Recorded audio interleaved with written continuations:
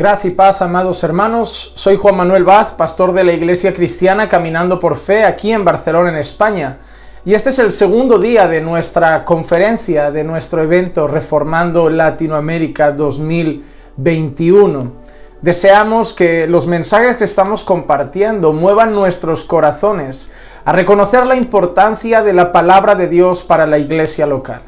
Debemos tener en cuenta, como dijimos en nuestro primer mensaje, la necesidad de que la iglesia local esté fundamentada en la palabra de Dios, que nuestras familias estén fundamentadas en la palabra de Dios, que nuestros matrimonios estén fundamentados en la palabra de Dios, que toda nuestra vida esté fundamentada en la palabra de Dios. Ayer dijimos que el segundo tema que íbamos a tratar hoy era los enemigos de la palabra de Dios. Así como pudimos ver la importancia de que la palabra de Dios sea el cimiento de nuestra fe y cómo esta es importante para renovar nuestra mente, para sacar toda la cosmovisión mundana que tenemos en nuestra cabeza y que traemos de este mundo y renovarnos para tener la visión que tiene Dios del mundo. Y esa renovación la podemos hacer únicamente a través de la palabra. La importancia de entender que la palabra de Dios es una vía de santidad para el creyente. La importancia de entender beneficios de la palabra de Dios, como que restauraba el alma, como que hacía sabio al sencillo, alumbraba los ojos, es decir, nos mostraba el camino por el que debíamos andar. Incluso veíamos que nos amonestaba en el caso de que no estuviéramos haciendo las cosas bien para el Señor y que en guardarla había gran recompensa. Así que veíamos la importancia de desear la palabra de Dios como ese bebé recién nacido desea beber de esa leche materna constantemente. Así el creyente, una de las marcas que tiene como creyente, como nacido de nuevo, como aquel que ahora está en Cristo, es que anhela la palabra de Dios. Pero esa palabra tiene ciertos enemigos. A lo largo de la historia, desde el principio de los tiempos, Satanás ha trabajado por distorsionar las Escrituras. Nosotros vimos incluso en el Edén cómo distorsionar las Escrituras fue una de las herramientas usadas por Satanás para provocar a Eva en ese diálogo que tienen en el libro de Génesis.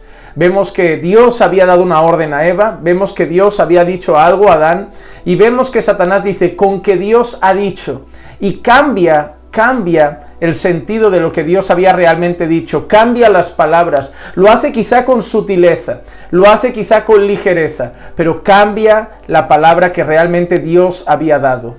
El usar la palabra, retorcer la palabra, el cambiar la palabra, siempre ha sido una estrategia de Satanás contra la iglesia, contra los creyentes. Así que la palabra de Dios ha sufrido ataques a lo largo de la historia. Y son diferentes movimientos los que se levantan llenos de herejías contrarias a la verdad. Y son esas cosas las que vamos a ver en el mensaje de hoy, los enemigos de la palabra de Dios. Pero yo quiero partir desde este texto, vamos a leer un solo versículo y luego vamos a estar viendo los enemigos de la palabra. Quiero empezar con 1 Timoteo capítulo 4 y versículo 16. El apóstol Pablo le dice al discípulo amado, a Timoteo, lo siguiente: ten cuidado de ti mismo y de la enseñanza. Persevera en estas cosas porque haciéndolas asegurarás la salvación tanto para ti mismo como para los que te escuchan. Pablo le da una instrucción muy clara a Timoteo, una instrucción que lleva dos direcciones. En primer lugar, ten cuidado de ti mismo y en segundo lugar, ten cuidado de la doctrina. Es decir, Pablo primero le dice a Timoteo que se cuide de sí mismo. Pablo no se está refiriendo a que Timoteo cuide su estado físico, que descanse, que se tome unas vacaciones, que se preocupe por su estado emocional. La expresión de Pablo de ten cuidado de ti mismo hace referencia a la piedad de Timoteo, a la vida de Timoteo. Es como decirle a Timoteo, asegúrate de que vives conforme a la palabra. Asegúrate de que vives una vida piadosa. Asegúrate de que vives una vida consagrada.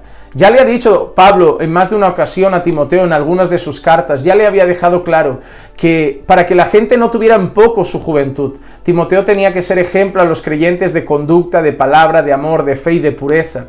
Que Timoteo debía huir de las pasiones juveniles. Es decir, Pablo llama en más de una ocasión a Timoteo a vivir una vida consagrada, una vida de santidad, pues él va a estar al servicio de Dios, delante del pueblo de Dios. Así que Pablo le da la primera instrucción: Timoteo, ten cuidado de ti mismo. Es decir, ten cuidado de tu vida, ten cuidado de cómo andas, ten cuidado de cómo te conduces, ten cuidado de cómo diriges tus pasos, ten cuidado de cómo te presentas delante de Dios y delante del pueblo de Dios. Debes ser un ejemplo, así como Pablo podía decir a los creyentes: sed imitadores de mí, porque yo soy imitador de Cristo. Timoteo debía poder decir las mismas cosas, así que Timoteo debía guardar su vida. Pero en segundo lugar, ¿qué es lo que Pablo manda a Timoteo que guarde? Ten cuidado de ti mismo y de la enseñanza. Algunas traducciones dice y de la doctrina. Pablo ya había dicho a Timoteo que él tenía que enseñar conforme a las sanas palabras. Pablo en las cartas pastorales menciona la importancia de la doctrina, lo que Pablo llama sana doctrina, sanas palabras. Así que Timoteo no solo debe cuidar su vida de santidad, no solo debe cuidar la manera como él anda ante Dios y ante el pueblo de Dios, sino que Timoteo además debe cuidar la enseñanza. Pablo da mucha importancia a eso. Para Pablo, un obrero del Señor, un soldado de Cristo, es un buen obrero, es aquel que maneja con precisión la palabra de verdad. Pablo define la propia iglesia de Cristo como columna y sostén de la verdad. Así que Pablo sabe que lo que define a la iglesia es la palabra. Lo que define a la iglesia es su fundamento en las Escrituras. Lo que define a la iglesia es el mensaje de la iglesia. Y por eso Timoteo no solo debe cuidar su testimonio, sino que debe cuidar sus enseñanzas. Timoteo debe ser fiel a la doctrina que ha recibido de Pablo. Timoteo tiene que ser fiel a la palabra de Dios. Timoteo tiene que ser fiel a las Sagradas Escrituras. Timoteo tiene que ser fiel a toda la enseñanza que los apóstoles han transmitido de Jesús. Y eso Pablo lo sabe. Y por eso Pablo le dice que se debe cuidar a sí mismo y cuidar la doctrina. Y le dice que debe perseverar en eso, porque haciéndolo asegurarás la salvación tanto para ti mismo como para los que te escuchan. Pablo sabe y da por hecho que hay una estrecha relación entre salvación y la palabra que escuchamos. Si escuchamos un mensaje que habla de un Dios falso, que presenta un falso evangelio, que habla de un falso Cristo, con una falsa vida cristiana, ¿qué vamos a tener? Una sensación de salvación, pero es falsa. Si el Dios que nos presentan es falso, nuestra salvación es falsa. Si el evangelio que nos presentan es falso, nuestra salvación es falsa. ¿Pero por qué? Pablo dice que el evangelio es poder de Dios para salvación de todo aquel que cree, del judío primeramente y también del griego. ¿Pero qué es poder de Dios para salvación de todo aquel que cree?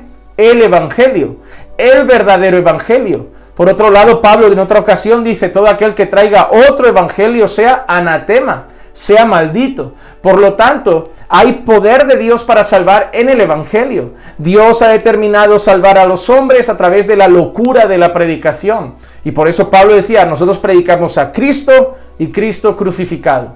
Pablo tenía claro que había poder en el mensaje del evangelio para la salvación de los pecadores, pues así Dios lo había establecido en su soberana voluntad. Pero eso debía ser el verdadero evangelio, la verdadera doctrina, la verdadera enseñanza. Si se presenta un falso evangelio, se producen falsos creyentes, falsos cristianos, que adoran a un falso Dios, no al de las Escrituras, porque el mensaje que se predica es falso. No estoy hablando de temas secundarios, no estoy hablando de esas doctrinas que podríamos llamar secundarias porque no afectan directamente a la salvación, en las que podemos diferir en algún punto y aún así estar unidos por los fundamentos. Hablo del evangelio. El evangelio es el fundamento principal del mensaje que predica la iglesia. El evangelio es el mensaje principal que transmite la iglesia por los siglos de los siglos. Y ese es el fundamento. Si el evangelio está distorsionado, todo lo demás queda distorsionado. La imagen que tenemos de Dios queda distorsionada, la imagen que tenemos de Jesús queda distorsionada, la imagen que tenemos de la vida cristiana queda distorsionada, y por lo tanto hay una gran posibilidad, una gran probabilidad de que no seamos realmente salvos. Hay poder de Dios para salvación de todo aquel que cree en el verdadero evangelio, no en cualquier evangelio. Y por eso Pablo a Timoteo le escribe de esa manera, dando por hecho la realidad de que hay una relación estrecha entre lo que se enseña, lo que se predica y la salvación de los que escuchan. Pero como hemos dicho, la doctrina tiene enemigos. Así como Pablo manda a Timoteo que predique la sana doctrina, habrán opositores. y todos ellos movidos por la carne y por Satanás. Satanás es el principal enemigo del mensaje de la Iglesia. Estamos convencidos plenamente de que Satanás es partidario de gran cantidad de herejías destructoras que se meten dentro del pueblo de Dios. Satanás ha entrado encubiertamente, ha metido su ponzoña, ha metido su veneno y contamina a la iglesia siempre a través de herejías destructoras que entran encubiertamente. Sé que hay gran parte de culpa en el propio pecado de los hombres, en la carne de los hombres, pero estamos convencidos de que Satanás participa en todo eso. Desde Génesis retuerce la palabra de Dios y lo sigue haciendo hasta el día de hoy. Así que vemos que en todo eso puede haber una participación humana caída del pecado y la carne del hombre, pero también una participación espiritual. Satanás trayendo su veneno, retorciendo las escrituras para quitar o intentar quitar de la iglesia lo que más la define, la verdad del Evangelio. Pero sabemos que la verdadera iglesia de Cristo siempre se mantendrá firme en la verdad. Pero vamos a leer este texto. Primera de Timoteo capítulo 3, versículos 3 al 6. 3 al 5, perdón.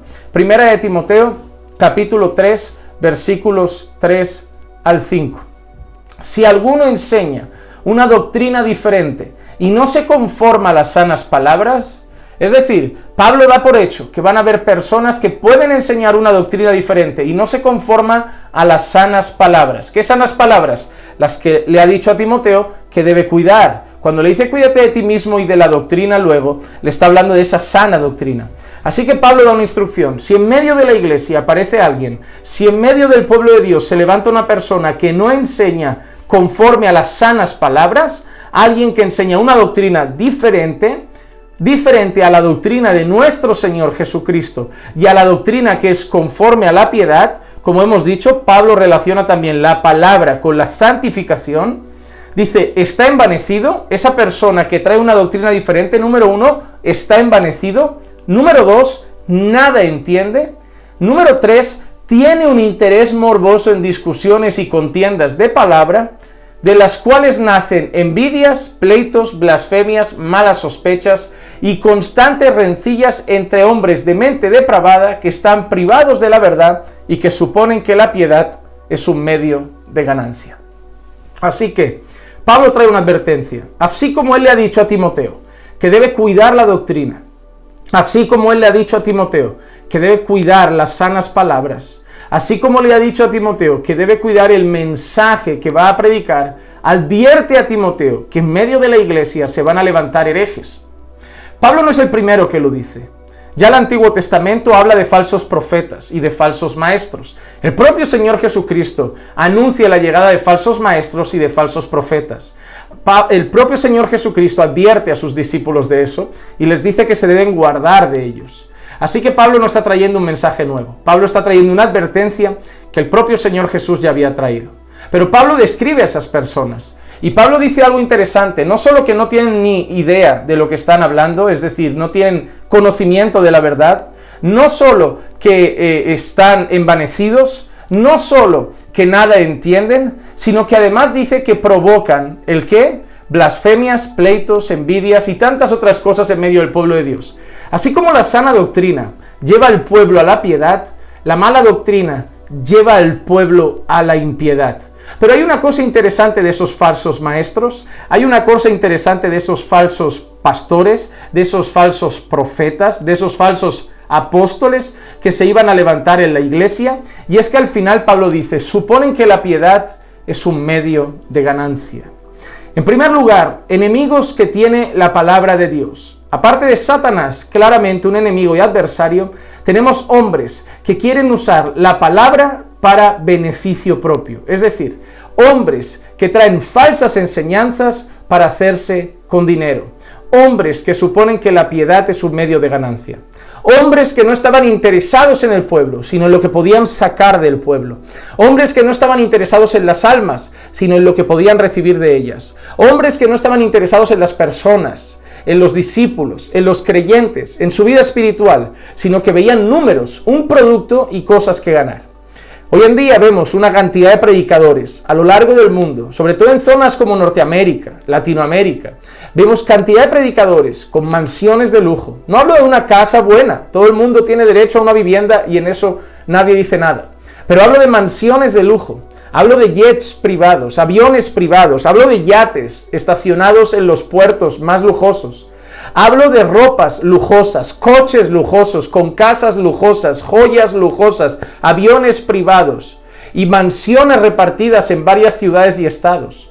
Hablo de hombres que tienen fortunas millonarias y que teóricamente son hombres de Dios. Pero hombres que han obtenido eso con un mensaje de prosperidad, de éxito, alimentando el ego de las personas, y esas mismas personas a las que alimenta el ego le han dado sus dineros, con estrategias, con estratagemas carnales y humanas, moviendo el corazón de los hombres egoístas y codiciosos a buscar solo el éxito y el dinero. Al final ellos son los que se han hecho una montaña de oro con ellos. Hombres que suponen que la piedad es un medio de ganancia. Hombres que han usado el evangelio para su propio beneficio, así como muchos fariseos se aprovechaban de las viudas y de otras personas para sacarles todo lo que podían. Así como esos hombres, hoy en día también hay predicadores que no tienen cuidado por la sana doctrina, que apenas abren la Biblia en sus sermones, que solamente tuercen los textos como hace el mismo diablo para engrandecer al hombre, para mover su codicia, para llevarlos detrás de buscar cosas materiales y al final hacerse ricos y millonarios a costa de la fe de otras personas. Los que hoy llamamos mercaderes de la fe, que nos recuerdan a aquellos cambistas que estaban en la puerta del templo y que no veían la religión para otra cosa que no fuera para hacer fortuna. Cada vez son más los que aparecen, cada vez son más los seguidores ciegos que andan detrás de ellos, y ellos son unos de los principales enemigos de la palabra de Dios.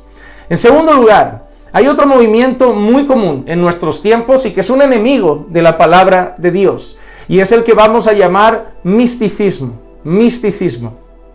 Colosenses capítulo 2, versículos 18 y 19, dice así el apóstol Pablo: nadie os defraude de vuestro premio, deleitándose en la humillación de sí mismo y en la adoración de los ángeles, basándose en las visiones que ha visto, hinchado sin causa por su mente carnal, pero no asiéndose a la cabeza, de la cual todo el cuerpo, nutrido y unido por las coyunturas y ligamentos, crece con un crecimiento que es de Dios. Así que ahora Pablo a los colosenses les dice que van a venir unos maestros, unos predicadores, personas con una enseñanza. Dice que no está, como dice, no asiéndose a la cabeza.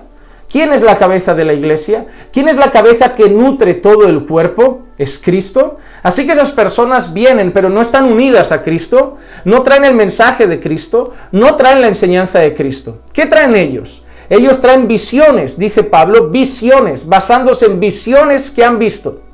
Ellos traen visiones, nuevas revelaciones, pero ¿cuál es el origen de esas visiones? Pablo dice, hinchado sin causa por su mente carnal.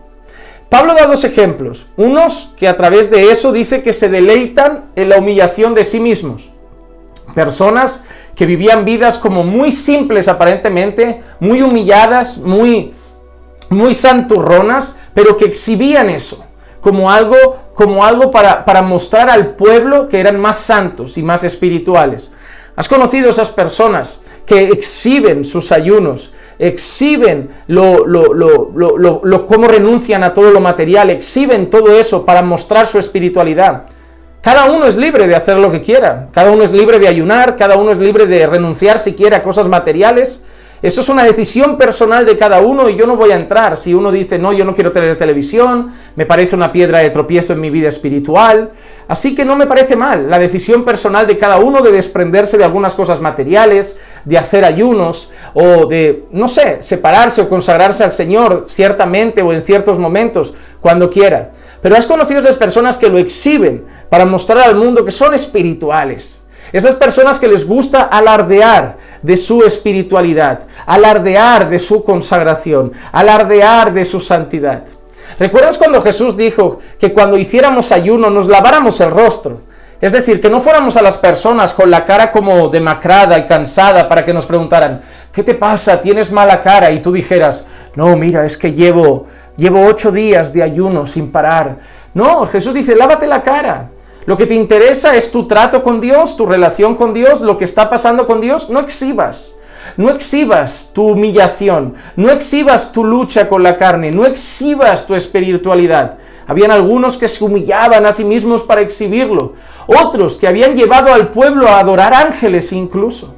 ¿Y de dónde venía todo eso? Esos son solo 2 ejemplos que da Pablo en aquel tiempo, porque estaban luchando especialmente con gente que tenía vidas austeras y también gente que era del movimiento que hoy llamamos el gnosticismo. Entonces, Pablo estaba luchando con esas creencias que estaban dando vueltas en aquella época. Pero Pablo dice que todo eso venía de visiones que venían de una mente carnal. Hermanos, ese es otro problema contra la palabra de Dios. Hay personas que dan más crédito a visiones que les traen los hombres que a la palabra de Dios. Es decir, hay personas que tú vas a un culto, predicas la palabra de Dios y bueno, están tranquilos, un amén por ahí, está bien las escrituras, pero luego de golpe viene alguien y dice, mira, es que yo estaba durmiendo y el Señor me llevó al cielo y allí vi a Billy Graham y a Michael Jackson, para mi sorpresa, y luego bajé al infierno y me encontré al Chavo del Ocho y me encontré al Papa a Juan Pablo II y me encontré esto y ahí olía azufre y se oían gritos y ahí en el cielo había una luz grande y resplandeciente y una voz que me decía, tú vas a venir aquí, pero adviérteles de esto. Y la gente ahí se vuelve loca, como wow, qué experiencia, wow, qué fuerte, dónde Dios te ha llevado, lo que Dios te ha mostrado. Es decir, hay gente que se impresiona más con sueños, con visiones, que ni siquiera saben si vienen de Dios. ¿Cómo puedes probar que viene de Dios? Si cada año sale 1 o 2 personas que han subido al cielo y han bajado al infierno, y lo curioso es que las visiones son diferentes, es decir, parece que en el cielo cada día ven algo distinto, que en el infierno cada día ven algo distinto, entonces, ¿cómo garantizas tú que eso viene de Dios? Pero tú sabes lo que es infalible, tú sabes cuál es la palabra profética más segura, las sagradas escrituras.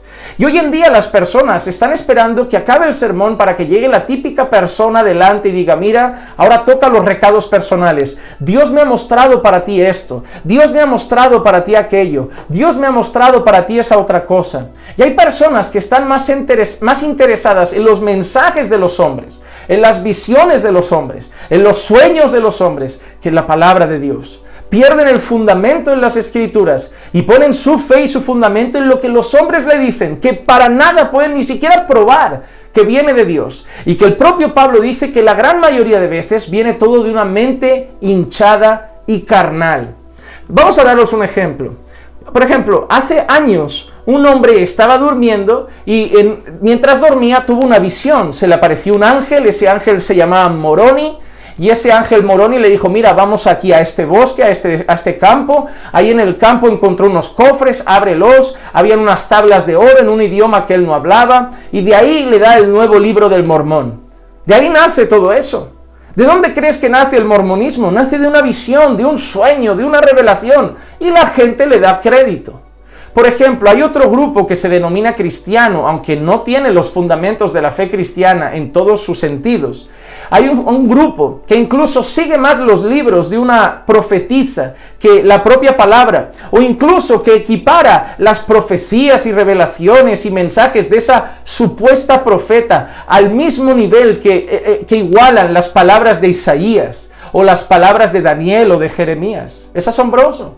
Todo viene de ellos, de una visión que tuvo su líder principal hace ya bastantes años, en la que dice que tuvo una visión, que se le presentaba un ángel, que tenía las tablas de la ley en sus manos y que había un mandamiento que destacaba sobre todos. Y de ahí nace un movimiento que tiene sus propias marcas, que tiene su propia identidad, que hacen publicidad de los libros de una falsa profetisa constantemente, y todo nace de una visión, a pesar de que incluso los líderes religiosos de ese movimiento se atrevieron a dar un par de veces ya, mínimo 2 veces, fechas de la segunda venida de Cristo y se equivocaron. Pero a pesar de equivocarse con esas cosas, a pesar de jugar a adivinar la segunda venida de Cristo y mentir y fallar y luego intentar corregir su falsa profecía, y luego además a pesar de nacer de un movimiento que parte de una visión, de un sueño que ha tenido una persona, la gente aún así lo sigue.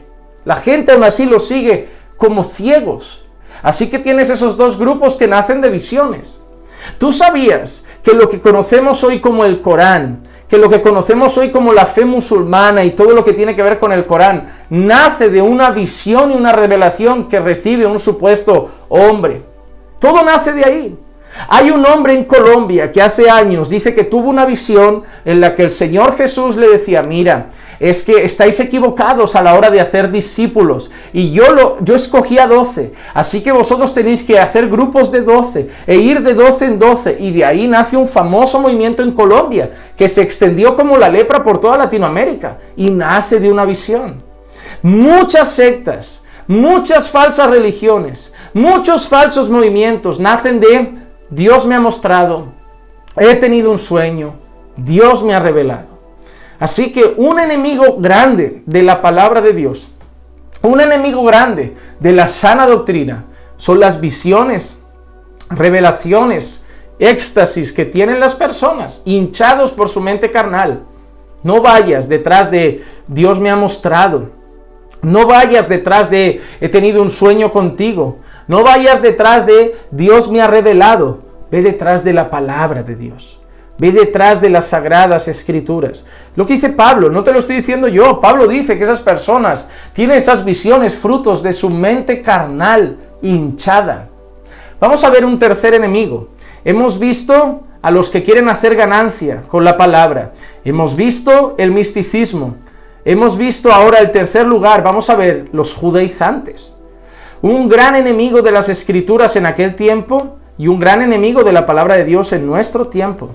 Gálatas capítulo 1, versículos 6 al 8, Pablo dice lo siguiente: me maravillo de que tan pronto hayáis abandonado al que os llamó por la gracia de Cristo para seguir un evangelio diferente. Pablo dice que los gálatas habían recibido el verdadero evangelio y ahora están siguiendo un evangelio diferente. Pero mira que resalta Pablo ahora, que en realidad no es otro evangelio. ¿Por qué? Porque evangelio solo hay uno, eso es un falso mensaje. Dice, solo que hay algunos que os perturban. Es decir, los que Pablo va a decir ahora, los que Pablo va a mencionar ahora, dice que perturban a la iglesia, perturban a los creyentes, perturban el verdadero evangelio de Cristo y pervierten el evangelio de Cristo, dice Pablo. Dice, pero si aún nosotros o un ángel del cielo os anunciara otro evangelio contrario al que también os hemos anunciado, sea anatema. Como hemos dicho antes, también repito ahora, si alguno os anuncia el evangelio contrario al que recibisteis, sea anatema. Así que Pablo dice que han llegado unas personas que están trayendo otro evangelio, no que haya otro evangelio, sino que lo distorsionan. Y Pablo es contundente al decir que esas personas son anatema, y esa palabra significa maldito por Dios. Entonces Pablo dice que esas personas que están trayendo a los gálatas un evangelio diferente son anatema. La cuestión es qué evangelio estaban trayendo y qué mensaje estaban trayendo. No podemos leer por causa de tiempo toda la carta a los gálatas, pero si leen la carta a los gálatas en su casa o si ya la han leído, sabrán ustedes que el principal problema de Pablo ahí eran los judaizantes. Habían personas incluso que Pablo dice que estaban volviendo a las tradiciones de antes. Porque eran judíos que se habían convertido a Cristo. La gran mayoría de ellos, muchos de ellos, eran personas que practicaban el judaísmo y habían escuchado el evangelio, habían creído el evangelio y ahora se habían convertido a Cristo. Pero Pablo dice que han llegado estas personas, les están lavando la cabeza, les están perturbando, como dice Pablo, están pervirtiendo el evangelio y los están queriendo llevar de nuevo para atrás. ¿Cómo sabemos que son judaizantes? Porque Pablo no duda en mencionar incluso que están llevando a las personas a querer nuevamente circuncidarse. ¿Quiénes practicaban la circuncisión? ¿Quiénes eran los que practicaban la circuncisión? Eran los judíos de aquel entonces. La tradición judía practicaba la circuncisión por lo que venía de tradición del antiguo pacto. Pero nosotros sabemos en el nuevo pacto que ahora ya no somos circuncidados en la carne, sino que somos circuncidados en el corazón por el Espíritu en Cristo. Sin embargo, ellos estaban perturbándoles. Esa circuncisión parece que no era suficiente y debían volver a las tradiciones. En pocas palabras, esas personas le decían, a ver, lo de Jesús está bien, pero todas las cosas que Dios había dicho hay que seguir cumpliéndolas. Circuncisión, las fiestas, todas las lunas nuevas y todo eso hay que seguir igual. Es lo que estaban haciendo. Estaban cogiendo todas esas cosas que luego Pablo nos enseña, la Escritura nos enseña que eran sombra de lo que había de venir, que eran cosas que representaban a Cristo, cosas que apuntaban a Cristo, cosas que anunciaban a Cristo, y Pablo dice que las personas que estaban ahí con los gálatas les están diciendo que hay que volver a eso. Y Pablo les llega a decir a los gálatas algo muy preocupante. Pablo es capaz de decir a los gálatas que quizá si hacen eso, Cristo para ellos no vale. Es decir, Cristo para nada les aprovecha. Si ellos van a volver atrás, para ellos la gracia de Dios la han dejado. Para ellos han caído de la gracia de Dios. Para ellos Cristo para nada aprovecha. Si ellos creen que es Cristo más la tradición, Cristo más las obras, Cristo más las costumbres de antes que eran sombra de lo que había de venir, Pablo dice, Cristo nada aprovecha. Hermanos, les recomiendo encarecidamente que lean el libro de Gálatas. Les recomiendo encarecidamente que estudien a fondo el libro de Gálatas, porque los judaizantes son uno de los principales movimientos peligrosos de este tiempo. Hace no mucho aparecieron hombres, están apareciendo cada vez más, que están trayendo mensajes como volviendo a la tradición judía, volviendo a las raíces hebreas, y lo que están haciendo es eso, mezclar el evangelio con la tradición judía y haciéndole creer a creyentes que tienen que ser creyentes en Cristo y además seguir las tradiciones judías. Y usan textos bíblicos. Les encanta usar textos bíblicos que tienen la palabra perpetuo, para siempre, pero los usan mal, no los interpretan a la luz de toda la revelación bíblica, que debemos recordar que es una revelación progresiva. Dios ha ido revelando su verdad al paso de los siglos, y debemos comprender eso, si no cometeremos un gran error, y están haciendo que muchas personas vuelvan atrás. Te vas a dar cuenta que hay personas que son de Perú, de Ecuador, de Brasil, de Colombia, de España, y de golpe te están hablando en hebreo. Te están diciendo palabras en hebreo. ¿Por qué? Porque ya las palabras en castellano son profanas. Parece que el español, el castellano es un idioma pagano y ahora hay que volver a hablar en hebreo. Ya no se dice Espíritu Santo, ahora se le llama el Rúa, y empiezan a usar términos hebreos, y tú los miras como diciendo, ¿consideras que eso te hace más espiritual? ¿Consideras que eso te hace más cristiano? ¿Consideras que eso te hace más fiel a la palabra de Dios? Y empiezan a decir a las personas, mira, no comas esto, no hagas aquello, no toques esto, mira la circuncisión, de golpe te aparecen hasta con un kipá en la cabeza. Y es sorprendente, yo hace tiempo me encontré un chico que había caído en ese movimiento y de golpe aparece con un kipá en la cabeza. Y yo le pregunto a ese chico, oye, ¿tú crees que los apóstoles llevaban kipá? O más todavía, más atrás, ¿tú crees que Moisés llevaba un kipá? ¿Tú crees que Josué llevaba un kipá? ¿Tú crees que el rey David llevaba un kipá? ¿De verdad lo crees? ¿Tú sabes de dónde nace eso? ¿Tú sabes de dónde nace ese gorrito, lo que representa, lo que simboliza, cuándo se empezó a usar? Esas personas ni siquiera tienen ese conocimiento, se ponen esas cosas y no es ni siquiera una tradición que viene del antiguo pacto. No es ni siquiera una tradición que viene de aquel entonces. Y ellos ni siquiera saben por qué lo están usando. Se visten como judíos, aparentemente para ellos. Pero cuando estudias la historia del judaísmo, no se visten como judíos de tiempo bíblico. Se visten como otra cosa diferente, como algo distinto, como tradiciones más modernas. Y los ves confundidos. ¿Por qué? Porque como dice Pablo, a los Gálatas los han perturbado, porque han pervertido el evangelio. Así que Gálatas es una lucha entera contra personas que están infiltradas en la iglesia, judaizando a los creyentes. Y Pablo en ese caso incluso se pone duro con los creyentes que les están escuchando. Porque no están contemplando la hermosura de Cristo y no están contemplando la hermosura del evangelio, si lo están volviendo a cambiar por tradiciones pasadas que para nada aprovechaban a los hombres. Entonces, por un lado tenemos el evangelio que busca, hombres que buscan enriquecerse por la palabra, a través de la palabra, a través de la fe. 2, tenemos el misticismo también. 3, tenemos a los judaizantes. Así que lo que estamos viendo es que se van introduciendo herejías encubiertas. Segunda de Pedro capítulo 2 versículo 1 al 3. Pero se levantaron falsos profetas entre el pueblo. Primero, ¿de dónde se levantan los falsos profetas? ¿De dónde? Pedro dice, se levantaron falsos profetas entre el pueblo, así como habrá también falsos maestros entre vosotros. Estaban con nosotros, pero no eran de nosotros. Los falsos profetas se levantan de entre nosotros. Es decir, los falsos profetas se llaman pastores. Los falsos profetas dicen que son la iglesia. Los falsos profetas tienen muchas veces un cartel en la entrada que pone iglesia evangélica, iglesia bautista, iglesia pentecostal, iglesia metodista. No digo que todas esas iglesias sean falsas, óigame. Lo que quiero decir es que ellos ponen la placa.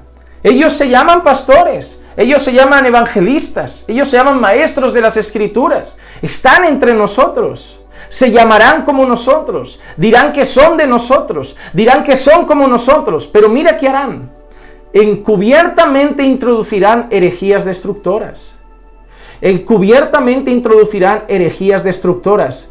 ¿Desde dónde cree usted que Satanás y los falsos profetas pueden hacer más daño a la iglesia? ¿Desde fuera o desde dentro? ¿Desde dónde creen ustedes que alguien puede hacer más fuera a nuestra casa? ¿Desde fuera o desde dentro? ¿Quién consigue dividir una iglesia? ¿Los de fuera o gente de dentro? ¿Quién consigue lastimar una iglesia? ¿Los de fuera o gente de dentro? La gran mayoría de problemas que suceden en una iglesia local no pasan desde fuera, pasan desde dentro. Y Satanás lo sabe y por eso desde dentro trabaja. Lo que pasa es que debemos ser hábiles, debemos ser sabios y debemos pedir discernimiento al Señor, porque si eso asoma a la cabeza de la iglesia, debemos cortarlo, debemos desecharlo, debemos echarlo. ¿Para qué? Para que no perturbe a los hermanos en Cristo.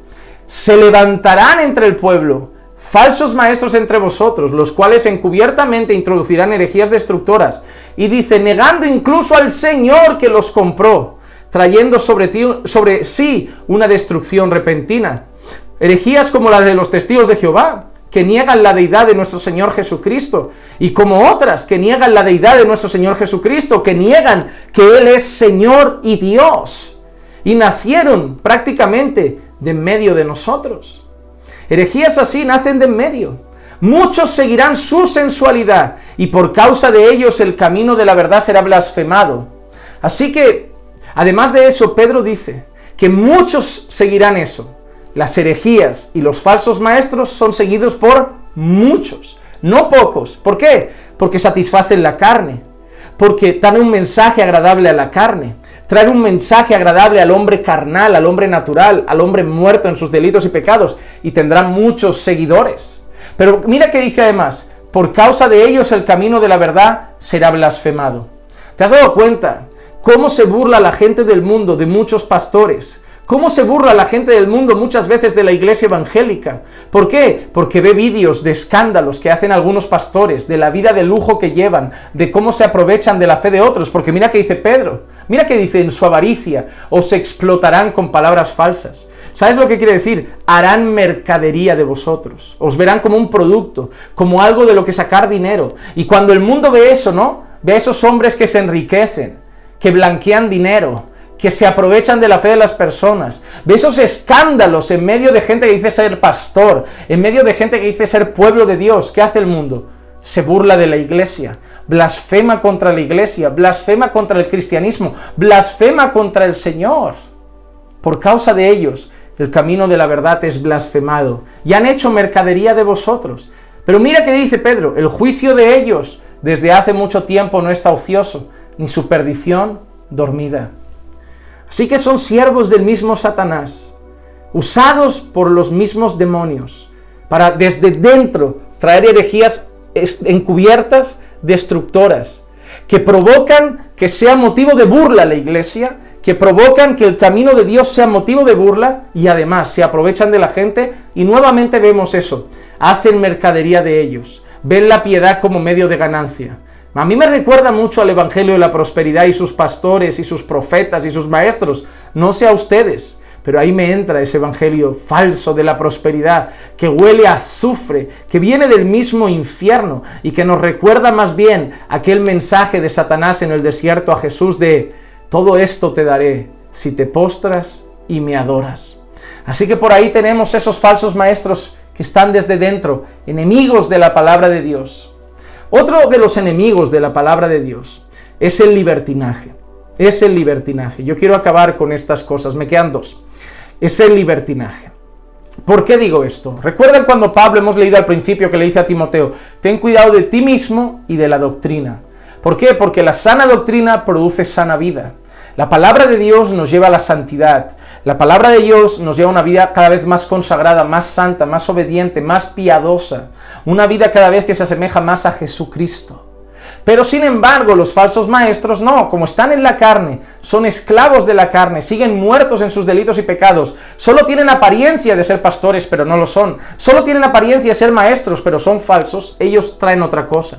En el libro de Judas, el capítulo único que tiene, el 1 y el versículo 4, dice: algunos hombres se han infiltrado encubiertamente dentro, ¿no ves? Infiltrado dentro, los cuales desde mucho antes estaban marcados para esta condenación. Así como Pedro ha dicho que estaba preparada su condenación, Judas también lo recuerda. Hay una cosa que está clara: los falsos maestros y los falsos profetas tienen ya preparado su condenación.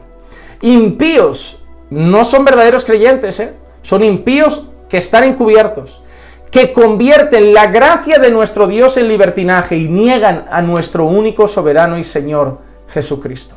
Así que, ¿qué hacen? Transforman la gracia de Dios en libertinaje. No encuentras esas personas que siempre te dicen: no, solo Dios mira el corazón, y tú le dices: no, pero mira, la Biblia dice, si tu ojo te es ocasión de pecar, arráncatelo. Si tu mano te es ocasión de pecar, córtala. En un sentido nos llama a luchar con el pecado, a consagrarnos. No, Dios solo quiere el corazón. Ya, pero mira, no te puedes vestir de cualquier manera. Una mujer cristiana no puede ir con esos shorts, no puede ir con esas camisetas, no puede andar en bikini por ahí mostrando el cuerpo semidesnudo. Ah, Dios solo mira el corazón. No, pero Pablo lo dice, que la mujer se vista con pudor, con decoro, con modestia. Entonces, ¿todo eso para qué vale? No, solo mira el corazón. No, eso no importa. No, y puedo ir a la discoteca después del culto de jóvenes, no pasa nada. Y puedo hacer esto, ir a bailar reggaetón por ahí, no pasa nada.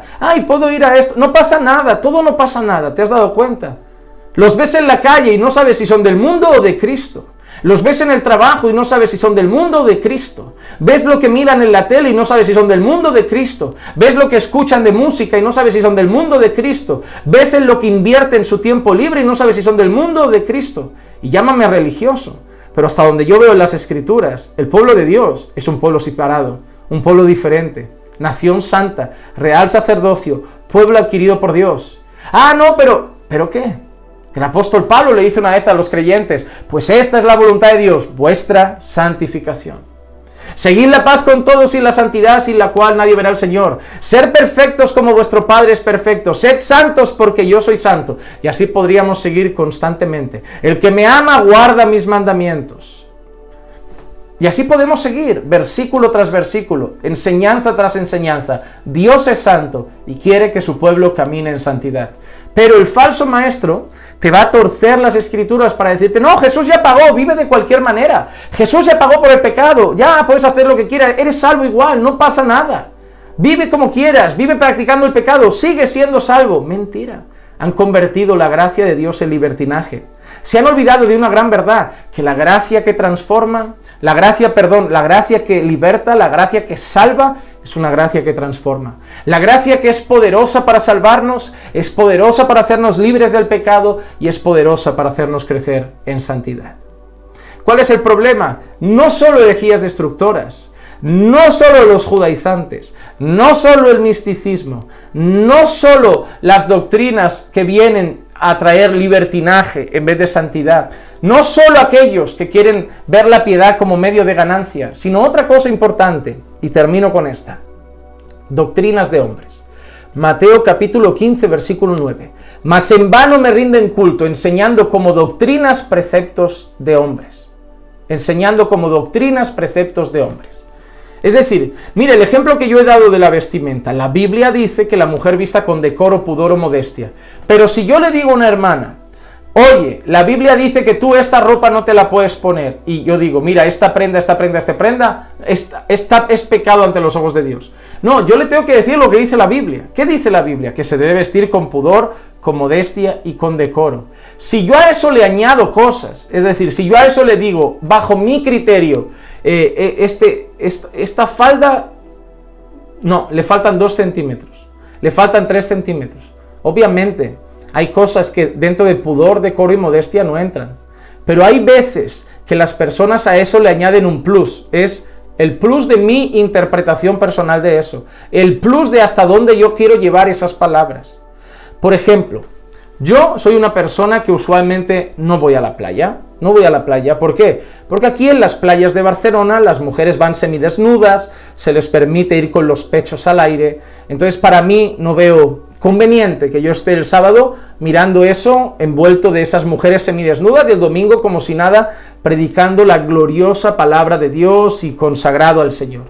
Yo creo que puede ser una piedra de tropiezo, el día de mañana puede ser una tentación, puede provocar a pecar con mis ojos, con mi pensamiento, quizá no pasa nada, pero soy una persona que prefiere no jugar con el límite, no arriesgar, valoro mucho mi vida con el Señor, entonces prefiero no ir. Y si voy, pues puedo ir más tarde, por la noche, cuando ya hace un poco más de fresco, me doy un paseo, ya no hay gente en la playa, están los pescadores y estoy más tranquilo. Pero si yo voy a la iglesia y le digo, hermanos, es pecado ir a la playa y está prohibido ir, todas las personas de esta iglesia que vayan a la playa está prohibido porque es pecado. Pero pastor, ¿dónde dice que es pecado? No lo dice, pero por esto, yo digo que es pecado. Eso es una doctrina de hombres. A mí el Señor me ha convencido personalmente de eso, de que a mí no me conviene, de que para mí no es útil, de que a mí me puede afectar el día de mañana. Por lo tanto, mira qué diferencia decirle a la iglesia, es pecado, establecerlo como doctrina. Es decir, mira lo que decía Jesús, enseñando como doctrinas preceptos de hombres. Enseñan como si fuera doctrina de Dios, preceptos de hombres. Dios en alguna palabra dice, es pecado ir a la playa. No, yo no puedo enseñarlo así. Yo lo que puedo hacer, mira la diferencia. Mira, hermano, yo no voy por esto, y yo creo que tú vienes del mundo. Muchos habéis tenido problemas con la inmoralidad sexual, con la pornografía, con la masturbación. ¿Tú crees que te hace bien ver tanta mujer a tu alrededor en bikini, semidesnuda, con esas ropas, enseñando todo su cuerpo? ¿Crees que no va a perturbar tu mente? ¿Crees que no es arriesgado para tus ojos? Yo le puedo hacer eso y el hermano decir, oye, es verdad. Creo que no me conviene ir allí, creo que me conviene mejor ir más tarde, ir de noche, hacer esto, para cuidar mis ojos, para no arriesgar, para no tontear, para no jugar con los límites. Mira, el hermano toma su decisión, pero yo no se lo he establecido como doctrina. Hay muchas iglesias que lo hacen, hay muchas iglesias que establecen como doctrina preceptos de hombres, diciéndole a las personas, esto y esto y esto está prohibido, y tú les preguntas, ¿pero dónde está eso en la Biblia? No está, pero eso yo lo pongo como mandamiento. Yo lo pongo como mandamiento. Tenemos que saber diferenciar entre los mandamientos de Dios y luego nosotros podemos aconsejar en algunas cosas que incluso la Biblia no dice concretamente nada, como el caso de la playa, y yo puedo aconsejar. Y yo puedo aconsejar a las personas lo que creo que es más prudente, lo que creo que es más conveniente, pero no lo establezco como doctrina. Un problema de la palabra de Dios hoy en día es la cantidad de iglesias que se están levantando estableciendo doctrinas de hombres, poniéndoles normas a las personas que no son bíblicas y ni siquiera tienen fundamento en las Sagradas Escrituras. Normas de su iglesia, normas de su denominación, pero no normas bíblicas, no normas bíblicas. Y no hablo de sugerir o de pedir por favor que respeten algo, sino imponer. Imponer, decir incluso, tú no eres creyente si no cumples esta norma. Tú no eres una mujer de Dios si tú no haces esto. Tú no eres un hombre de Dios si tú no haces esto. Yo conozco una denominación de hoy en día muy grande, repartida por todo el mundo, que para ir a predicar allí, si no te pones americana, es decir, un blazer, una chaqueta de traje y tu corbata, no te dejan predicar. Es obligatorio. Obligatorio. Y verás que en sus cultos todos los hombres van así, con camisa y corbata. Pero no es opcional, ¿eh? Y ahí no hay un mandamiento de Dios que diga que el hombre debe predicar con americana y con corbata, pero ellos te lo establecen como norma. Pero son preceptos de hombres. Son preceptos de hombres. Y así podemos seguir con una larga lista. Entonces, hemos visto enemigos de la palabra de Dios, judaizantes, misticismo, hombres que quieren hacer ganancia, doctrinas de hombres. Hemos visto varios. Y la gran pregunta para terminar es, entonces, ¿qué debemos enseñar como iglesia? ¿Qué debemos enseñar como iglesia? Cuando Pablo le dice a Timoteo, cuídate de ti mismo y de la doctrina y de la enseñanza, ¿qué es lo que debemos enseñar? Hace poco estaba compartiendo con los hermanos de la iglesia la primera carta de Juan. Y leemos esto en los primeros 4 versículos de la primera carta. lo que existía desde el principio, lo que hemos oído, lo que hemos visto con nuestros ojos, lo que hemos contemplado y lo que han palpado nuestras manos acerca del verbo de vida, pues la vida fue manifestada y nosotros la hemos visto y damos testimonio y os anunciamos la vida eterna, la cual estaba con el Padre y se nos manifestó. Lo que hemos visto y oído os proclamamos también a vosotros, para que también vosotros tengáis comunión con nosotros, y en verdad nuestra comunión es con el Padre y con su Hijo Jesucristo. Os escribimos estas cosas para que nuestro gozo sea completo. El apóstol Juan le escribe unas palabras a los creyentes y dice: lo que hemos visto, lo que hemos oído y lo que hemos palpado con nuestras manos. ¿Cuál es la doctrina que los apóstoles pasaron a la iglesia? Lo que vieron los apóstoles, lo que oyeron los apóstoles y lo que palparon los apóstoles. La doctrina apostólica es la doctrina que viene de las enseñanzas que recibieron del Señor Jesús y que luego fueron ministradas por el Espíritu Santo también en ellos. Entonces, la doctrina apostólica viene de la doctrina que ellos recibieron de Jesús y que han transmitido los apóstoles a la iglesia, la misma enseñanza que recibieron de Jesús. La doctrina apostólica es válida porque es una doctrina que está sellada por el Señor, viene de parte del Señor. Entonces nosotros recibimos esa doctrina que ellos recibieron del Señor Jesús. ¿Y cuál es la responsabilidad de la iglesia? Seguir pasando ese mensaje. Lo que enseñaron los apóstoles a la iglesia es lo que los siguientes discípulos enseñaron a los siguientes y lo que enseñaron a los siguientes. No debemos buscar nuevas revelaciones, no debemos buscar nuevos mensajes, no debemos buscar nuevas ideas. Debemos seguir siendo fieles al mensaje que enseñó Jesús a los apóstoles a la iglesia, a los discípulos, y los discípulos a los discípulos, y los discípulos a los discípulos, y los discípulos a los discípulos. Seamos fieles a la palabra del Señor y tengamos cuidado con esos enemigos. Podemos hacer una lista mucho más larga, pero yo creo que con todos los enemigos de la palabra que hemos tratado en este día, ya vendrán a ustedes muchas personas, muchos predicadores, muchas iglesias a la cabeza. ¿Por qué? Porque los mismos enemigos que tenía la iglesia en aquel entonces son los mismos enemigos que tiene la iglesia en este momento. Así que estemos firmes, cuidémonos de nosotros mismos y de la doctrina. Vamos a orar. Padre, te pedimos que nos ayudes a estar firmes en tu verdad, que nos ayudes a estar firmes en tu palabra, y que no nos dejes, Señor, desviarnos a ninguna de estas herejías encubiertas, a ninguna de estas herejías destructoras, a ninguna de estas huecas filosofías vanas, Señor, mentiras que Satanás y sus siervos traen en medio de la iglesia. Y si vemos que asoman la cabeza, Padre, que advirtamos a los hermanos, que alertemos a los creyentes para que no se desvíen detrás de esas mentiras. Pero confiamos, Señor, que tus ovejas no irán detrás de la basura, Señor. Tus ovejas irán detrás del buen pasto de la palabra. Levanta obreros fieles, predicadores fieles, maestros fieles, que alerten al pueblo y que lo lleven a poner sus ojos en la Biblia, la palabra profética más segura. Afirma nuestros pasos en tu palabra y ayúdanos a estar firme ante los ataques contra ella. Te lo pido en el nombre de Jesús. Amén, amén y amén.